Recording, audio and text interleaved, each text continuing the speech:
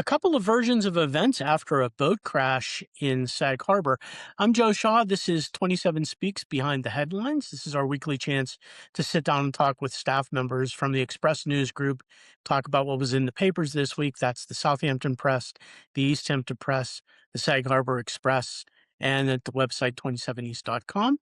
I'm a consulting editor at the Express News Group, and my panelists today are Brendan O'Reilly, who's the managing editor of the Express News Group, Jack Motz, Dan Stark, who are both staff writers here at the Express News Group, and Michelle Trauring, who is our features editor. So we'll start with Brendan O'Reilly, our managing editor. Hey, Brendan. Hi, Joe. How you doing? Good to have you here. So we had a crash of a boat in Sag Harbor that actually crashed into the jetty out there, and there were a series of injuries. But this turned out to be a fairly interesting story because the police report and some of the things that were being said by folks who were on the boat were very different. Can you talk a little bit first about what happened and talk about what the different stories are? So this was a boating accident on the night of July 5th. The boat was coming back into Sag Harbor Bay and it crashed into the breakwater jetty. The people got tossed about. There were various injuries of different degrees. And Sag Harbor police called the New York State Police. And the morning of July 6th, they arrested the boater, Peter Mangiamelli of Southampton. And he was not there at the dock when the police were there and treating everybody else. And they charged him with two felonies, which included assault in the second degree for recklessly causing serious injury. And the second one was not reporting a boating accident in which there was physical injury. So at least three of the passengers on board the boat, which was named the Deja Vu, were admitted to the hospital. Five others were suffering from various injuries, including concussion. So there's eight people in total on that boat. Now, what got interesting is we spoke to one of the victims who his injuries was a justification for charges against the boater, and that victim is giving a different version of events than other people did. Other witnesses, according to court documents, said that the boater had been guzzling margaritas or guzzling tequila that day prior to coming back into Sag Harbor Bay. This person says, "Oh, I never would have got on the boat if he had been drinking." Hmm. And denies that that is what was happening. Additionally, he gives a different version of events for why the boater was not present and allegedly left the scene of the accident. So the police version of events is that they were at the dock waiting when the boat pulled in, but this guy's version of events is that the boat pulled in and the police were not there, which would also Hmm. explain why it was easier for the boater to leave right away. But apparently, the boater gave this man a ride to the hospital because the man was afraid he might have had a collapsed lung. I think he did, in fact, turn out to have broken ribs. And the way this witness describes it is, well, he was the hero. He drove me to the hospital, and that's why he didn't stick around. He was afraid that I wasn't going to get to the hospital in time. So he made all the difference for me. Hmm. That man is actually out of state. So at some point, he might get called on to testify, unless it's, this might all get pleaded down. He might have already given a statement to police. But I don't know. I wouldn't be surprised if they wanted to talk to him again or get some sort of an affidavit recorded, because we have other witnesses saying that a crime was committed here, that this was a drinking and boating situation, and one witness that completely contradicts that. And when it's eight people on a boat, you assume they're all friendly with each other. So why are some people giving one version of events and another group of people are giving a different version? Yeah, this is the man who says the boater was a hero. The boater is actually facing some fairly serious criminal charges, right? Right. So even though there was this suggestion that he had been drinking and then he got in a boat and then he crashed it, there is no boating while intoxicated charges, no BWE charge.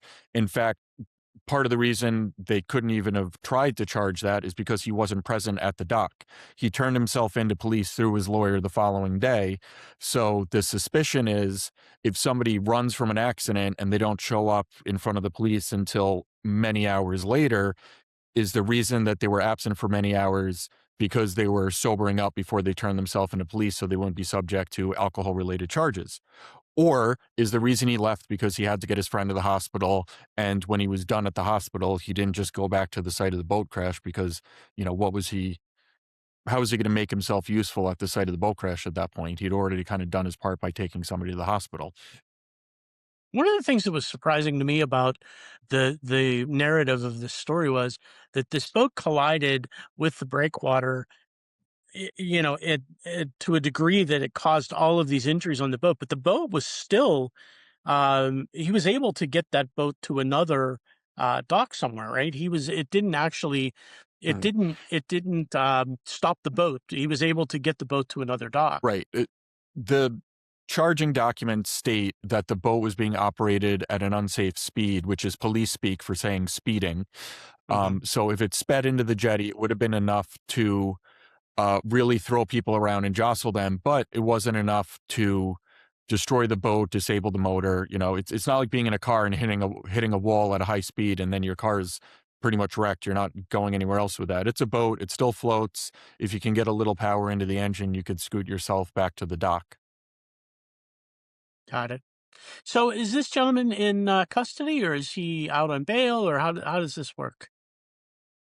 He was released. There was no bail, but there was a referral to the probation department, which is pretty normal.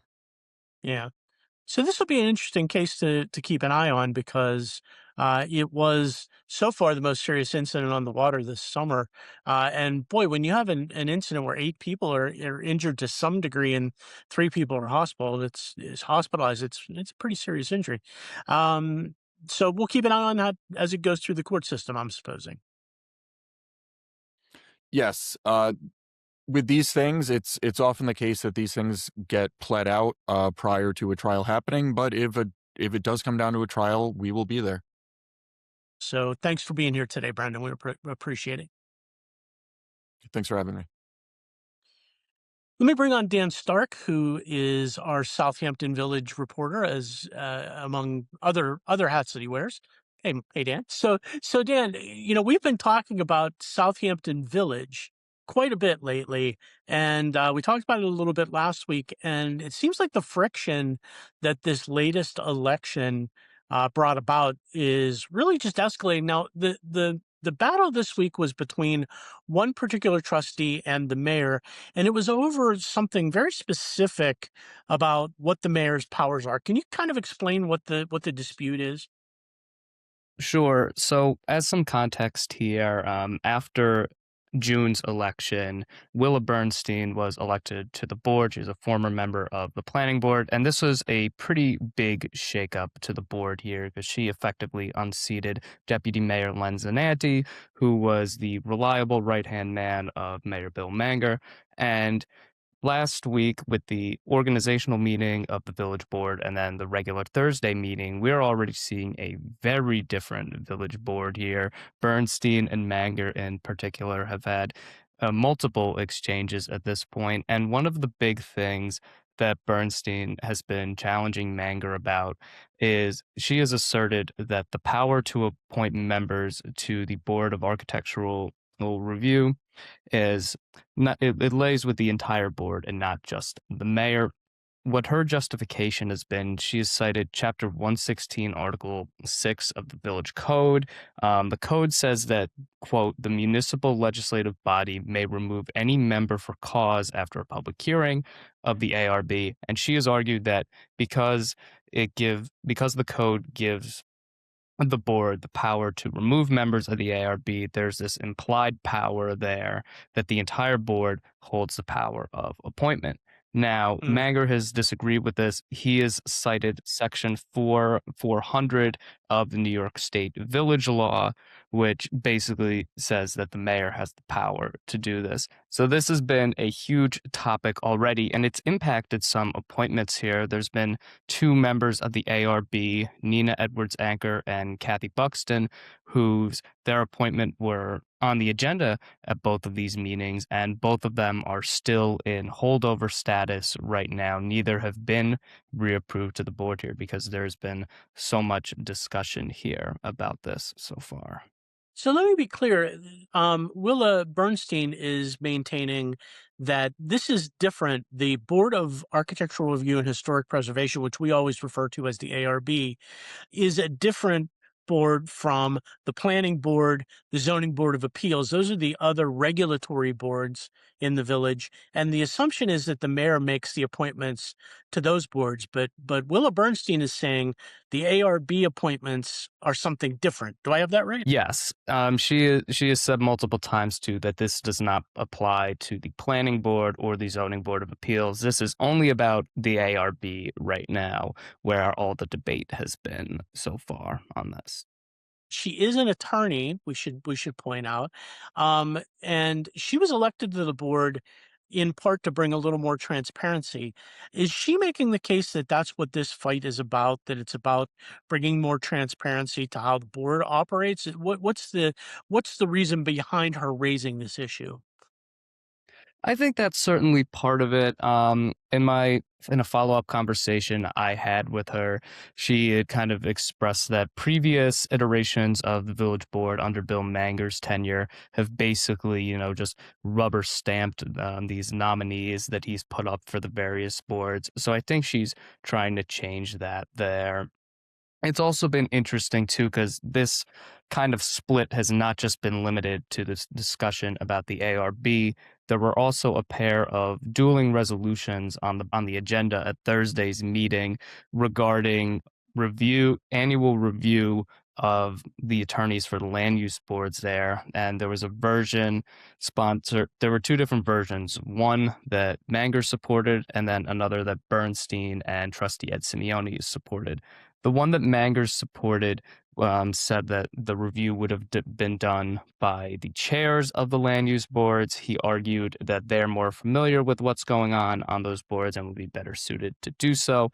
And the version that Bernstein and Simeone put up said that no, this should be done by the village board itself.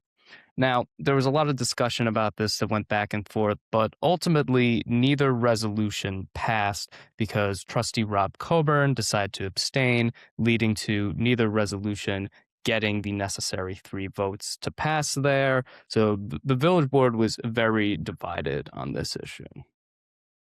Okay. And so I was trying to, this is pure speculation, but we're trying to figure out why the ARB might be considered different from the other regulatory boards. And the best I can come up with is that the planning board and the zoning board of appeals really have strict rules to follow, and it's about interpreting those rules. The ARB is much more about aesthetics, and they can make some decisions. I think the men and women who sit on that board have a little more latitude in making decisions about boards. I guess that's one reason why this board might be considered different and handled different from the other regulatory boards. Yeah, I think that's certainly part of it right there. And yeah, the discussion has only been about the ARB so far. Nothing regarding the planning board or the zoning board of appeals has really come up so far there. So it'll be interesting to see how it all plays out because, like I said, these 2 members who have been on the agenda are still in holdover status. So Mm. we'll see when Um, that gets resolved. Yeah, the village has been a battleground for a long time now, and this latest election kind of changed the dynamics a little bit. Going to be an interesting thing for the next few months. You'll be back many times talking about this, I have a feeling. Oh, yeah. I want to bring on Jack Motz, who is our East Hampton reporter. Hey, Jack, Hello, Joe. good to have you here. So we're going to talk about the building department some more because that really is the big conversation that's taking place right now in East Hampton, right? You had a couple of stories this week that revolve around East Hampton Town's building department. It's been problematic to say the least for the town in the last 6 months to a year and even a little bit longer than that. What were the stories you talked about this week? Yeah, so I mean, it's really no secret, as you said, what's going on here in East Hampton. It's kind of been the issue that, it's been the focus of town officials for a while now. They've been working on this for the past year. There's a bunch of things that are going on in town right now about this, but really what we had this week, there's this 100-point checklist that is being scrutinized by local builders. Basically, what this is, Chief Building Inspector Richard Normoyle, who came on last year in September from a couple of Western towns. He's got a lot of experience in building. He kind of developed this as a 25-point list. Most of those things are taken from New York State Code, New York State Building Code.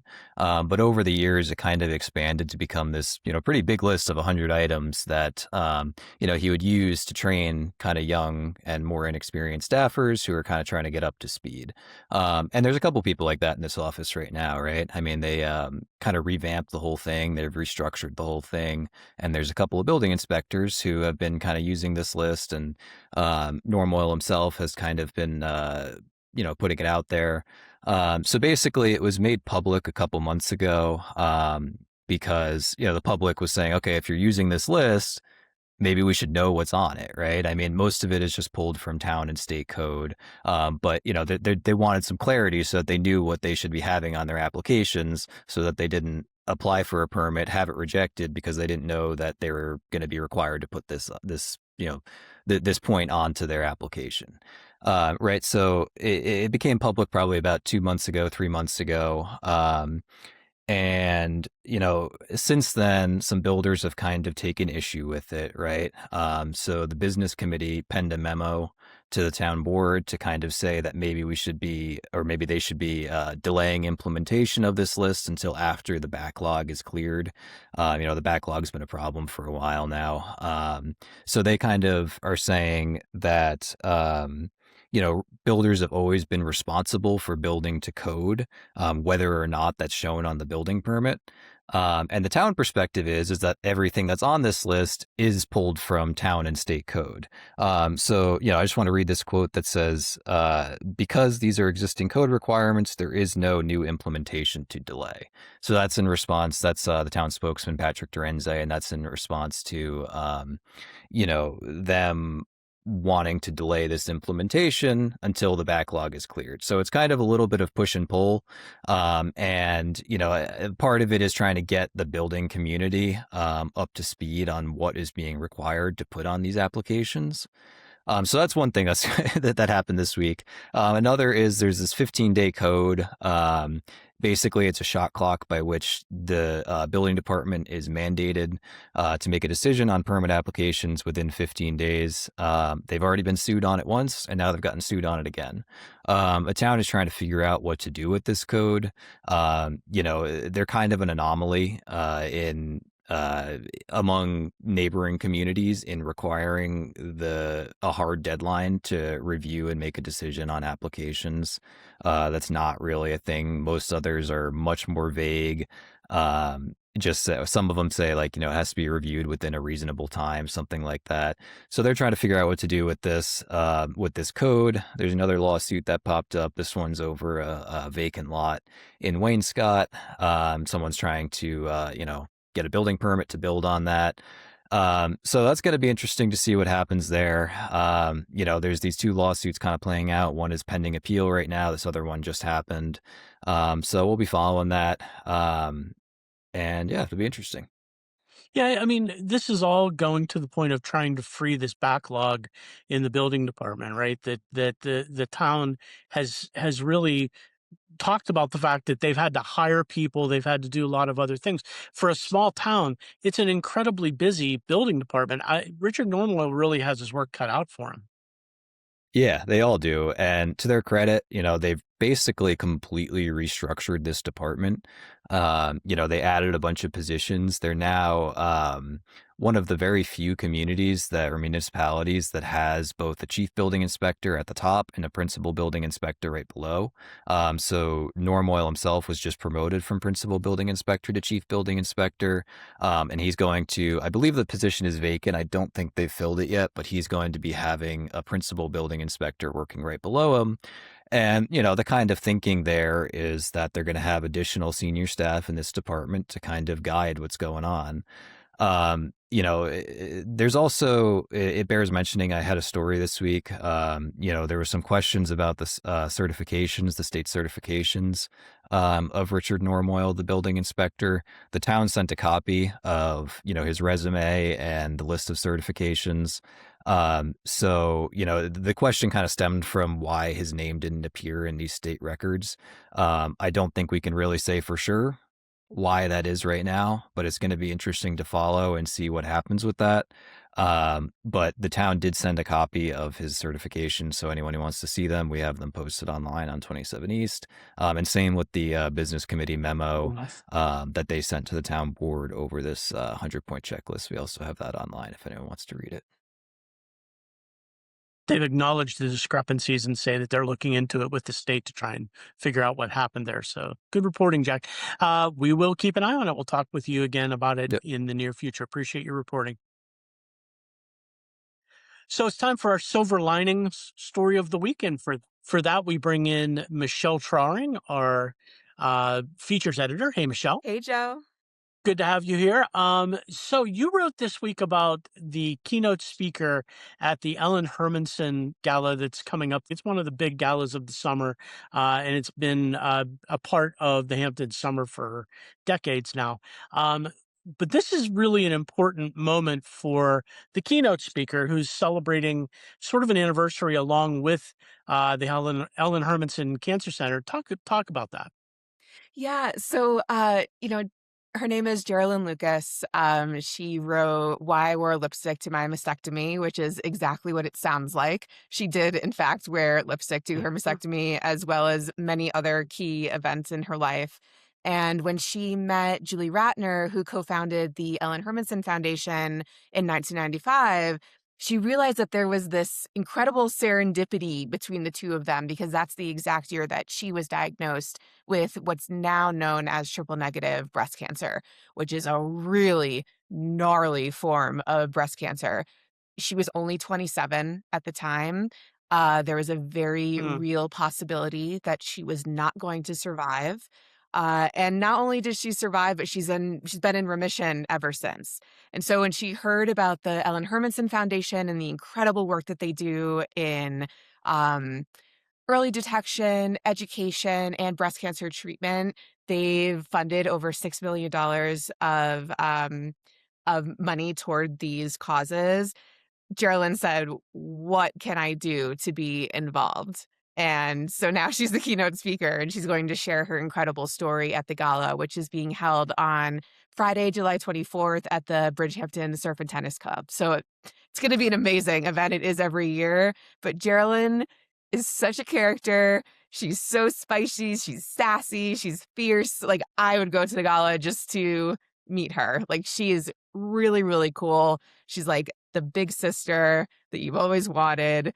She's awesome. I love talking. I started with her for over an hour for my story just because I was having such a good time. So yeah, I highly recommend just going to say hi.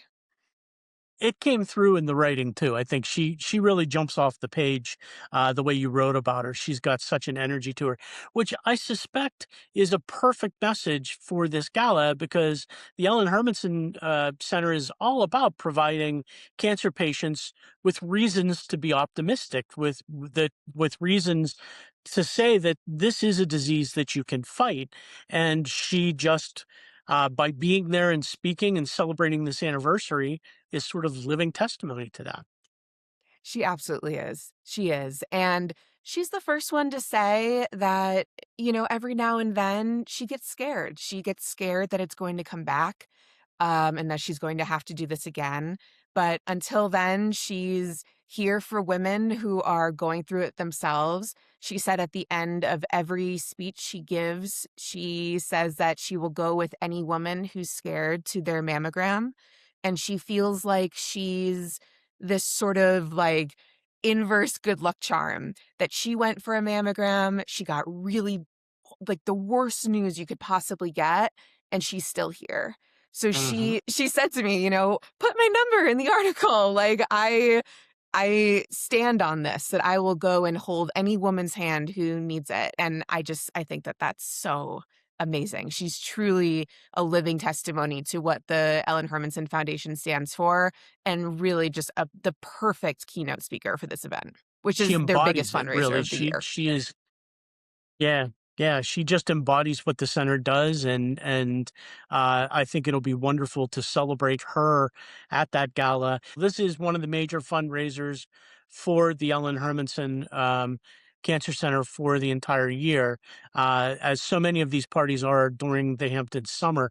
You know, the galas are very much a part of the social scene, but we've talked about this before. They are really crucial for helping out all of these organizations that do so much great work on the East End. So I thought this was just a great story. And like I said, in so many ways, she embodies the promise of what we can do for cancer patients these days. So it means a lot. So, Michelle, thanks so much for sharing it with us this week. Yeah, absolutely. It was an honor to write. So thank you again to Brendan O'Reilly, our managing editor, our staff writers, Jack Motz and Dan Stark, and to our features editor, Michelle Trauring. I'm Joe Shaw. We will be back next week with another edition of 27 Speaks Behind the Headlines.